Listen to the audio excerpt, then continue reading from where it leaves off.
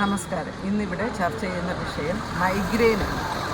ഇന്ന് മിക്ക ആളുകളിലും കാണപ്പെടുന്ന ഒരു അതികഠിനമായ തലവേദനയാണ് മൈഗ്രെയിൻ. ഈ തലവേദന കൂടിക്കഴിയുമ്പോൾ ചിലവർക്ക് വൊമിറ്റിംഗ് സെൻസേഷൻ ഉണ്ടാകുന്നു. അതുപോലെ ഇരുട്ടിനോടും ശബ്ദത്തോടും ഒക്കെ ഒരു വല്ലാത്ത ബുദ്ധിമുട്ട് അനുഭവപ്പെടുന്നു. ഇതിനെ പരിഹരിക്കാനായിട്ട് യോഗ, പ്രാണായാമ ഇതൊരു ശീലമാക്കിയാൽ ഒരു പരിധിവരെ ഇതിനെ നമുക്ക് തടയാൻ സാധിക്കും. യോഗയും പ്രാണായാമവും ഒക്കെ ചെയ്യുകയാണെങ്കിൽ നമ്മളുടെ നാഡീവ്യൂഹത്തിനെ ഉത്തേജിപ്പിക്കുന്നു. അതുപോലെ ശരീരത്തിലെ രക്തചംക്രമണ വ്യവസ്ഥയെ വർദ്ധിപ്പിക്കാനായിട്ട് സഹായിക്കുന്നു.